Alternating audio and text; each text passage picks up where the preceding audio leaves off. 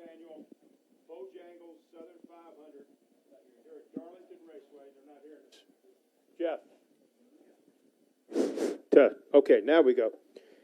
64th Annual Bojangles Southern 500. Our third place finisher is Jeff Gordon. He drove the number 24 Chromax Pro Chevrolet for Hendrick Motorsports. His 700th career NASCAR Sprint Cup Series start and his 300th career top 5 finish in the Sprint Cup Series. Only 4 drivers in total have done that. I think next up for him to join would be David Pearson in that illustrious group. So, Jeff, congratulations running up front all night. Is he 100 ahead of me? No, I think he's 1 ahead of you, actually. Oh, wow. So I think you probably will get that. But talk about your run tonight and the race here this evening at Darlington. Yeah, it's a great result for us and just a great battle by this team.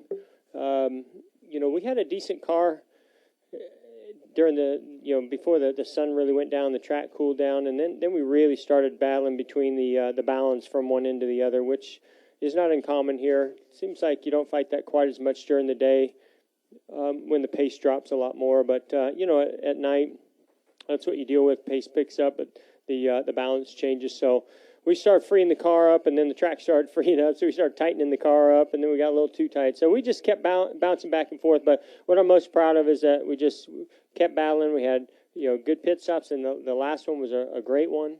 And, great calls by Alan, staying out when we need to stay out, coming in when we need to come in. And that last run was really the best the car had been. We got a good restart. And so, fortunate to come home with a third-place finish. So, very happy with it. Thank you, Jeff. We'll take questions now for Jeff Gordon. If you have one, raise your hand. We've got some wireless mics down here. Any questions for Jeff? Anybody? All right. Made my night easy. No, we got one over here. Go ahead. Mike Neff from FrontStretch.com. Jeff, it seemed as though the low line in 3 and 4 tonight really was paying off for some of the cars out there that we don't normally see happen. Were you able to get down there at all, and did it work for you while you were out running? Yeah, that's called the apron.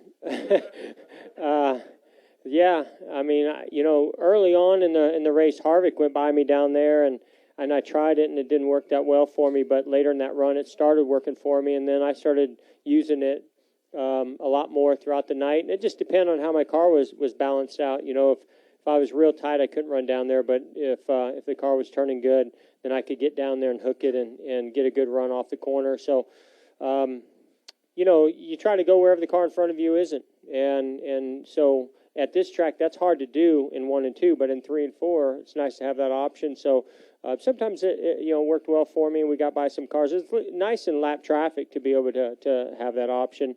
But I don't know if it's this car or just this track or whatever it is. But I mean, guys were using the apron off of 4 into 1 through all the way through 3 and 4. It's pretty crazy when you think of what parts of the track we're starting to utilize. Let's hear now from our race runner-up, and that's Denny Hamlin. Tonight he drove the number 11 Sports Clip Toyota for Joe Gibbs Racing. Denny, first of all, congratulations on outstanding showing here tonight, coming off of about a 4-week absence. Of course, you started the race and ran some laps last week at Talladega, obviously, but to go the entire 500 miles here tonight at Darlington, first of all, how you feel, and second, just maybe talk about your run tonight. We ran good. We didn't run as strong as what I hoped throughout the day. We were kind of marred in the 5th to 8th for most of the day. Track position was just so key. You had about 2 to 3 laps on a restart to get your positions, and then after that, you were just kind of in defense mode if your car wasn't all that good. So, for me, we kept grinding away. Pit crew picked us up some spots, obviously, throughout the night.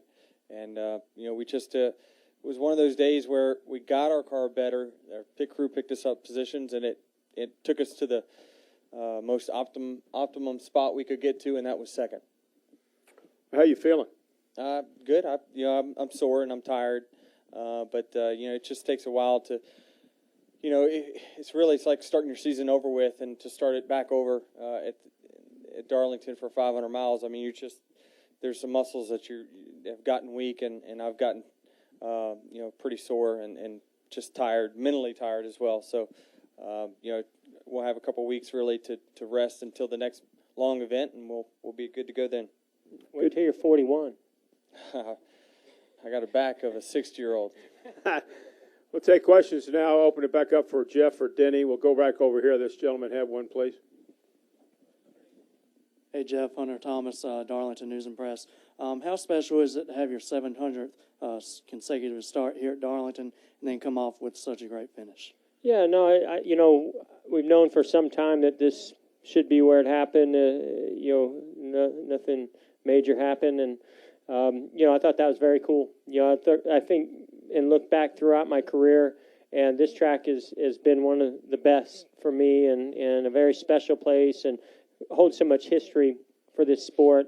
And to have the 7 wins here that I have, I couldn't think of a better place to come to and get the 700 start than here, and then to go out there and have a strong performance. Felt great. So I wanted the 700 to be a memorable one, and I'm glad it wasn't like last year's memory where we blew 2 left rear tires back to back. So this was much better than that, and top 3. That's fantastic. We needed this kind of performance, a gutsy performance, and for the points as well as to make this one memorable. Let's go over here to the far left. I believe MRN. Steve Conley, MotorRacingDigest.com. This is for both of you guys. First off, were you surprised to see it go green as long as it did at the start of the race? And then second off, Kyle Busch had mentioned to Dave Rogers a couple of times that he was struggling with lap cars. Did you find it more difficult than normal trips here to Darlington to battle around lap cars? Well, I think it didn't matter if it was a lap car or a position car. It's just if you got within 5-6 car lengths of someone, you really struggled to make the pass and even get up to the guy. I know literally I could pass a lap car and then have a clean track by half a straightaway and be the fastest car by a long ways, 3 or 4 tenths every lap, and then as soon as I reel somebody in, I'm then a 20th place car. So it's tough when you can't get around some guys, but the lap cars, it's tough because they don't have really anywhere to go. This track is very narrow.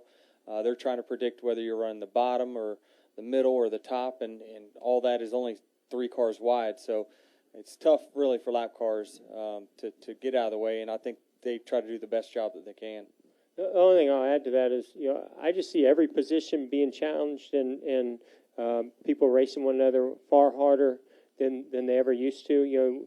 I heard Jeff Burton on the telecast last night during the Nationwide race talking about the give and take, and there used to be a lot of give and take here because you could let a guy go and let him wear his tires out, and then you knew you could run him back down if you conserved, and that's just not the case anymore. Track position is so important. So even if you're a lap car, you're especially the leader, you're going to fight that leader as hard as you can to keep those positions, and when you're the leader, you don't like coming up on lap cars because they're going to fight you more, and then they let the guy behind you go as soon as he gets to you, and it's frustrating. David Newton, you have a question? Get him the mic, please.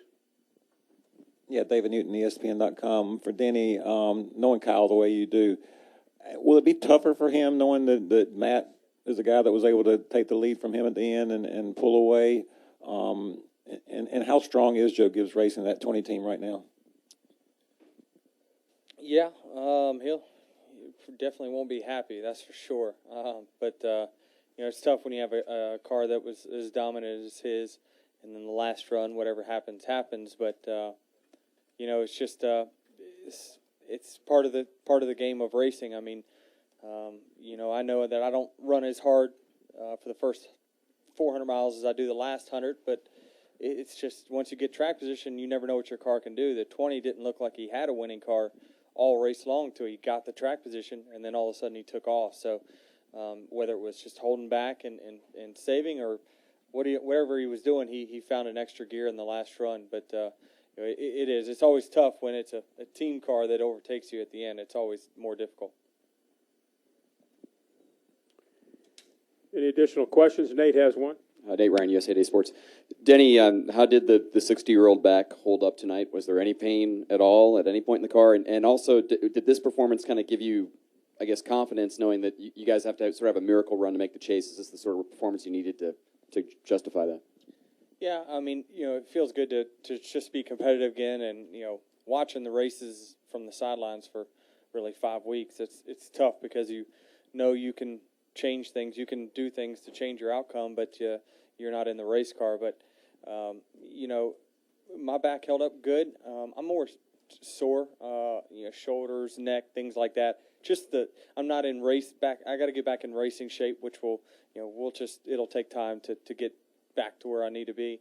The season for us is always pretty easy because we start off with Daytona, which is not too grueling, and then a pretty easy race in Phoenix. So it's for us it was good. I definitely didn't feel any back pain. It was just more stamina that I had issues with. Any additional questions? Go ahead, Mike. Once again, Mike, frontstretch.com. This is for both of you. 301 laps with only one caution break. How mentally taxing is it knowing that you're running that close to the wall most of the night to run that many laps without a mental break other than the 3 or 4 caution laps you had right in the middle of that?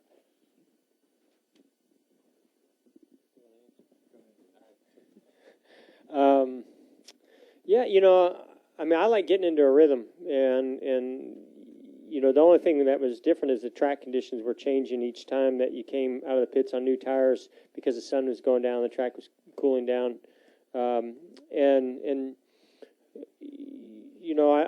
think it depends on how your race is going. If you feel like you need to make up time on guys and you want a caution, if you're running up towards the front, you don't want to see a caution.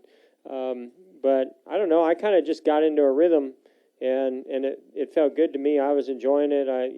I feel like green flag stops kind of separate the good pit crews and teams, and you can get yourself in a position where, as a competitor, you want to race against the least amount of guys as possible, and those green flag stops can sometimes do that, but they can work the opposite as well. But for the fans, you want to see cautions and restarts and sparks flying and things like what happened with Casey and Kyle. I hated to see that for Casey. I loved seeing him dive up there and take the lead, but the first portion of the race was it was surprising. I didn't expect this to go that long, but I was kind of enjoying it, actually. Other questions? Anybody? All right, guys, thanks for putting on a great show this weekend. We'll see you at the All-Star race.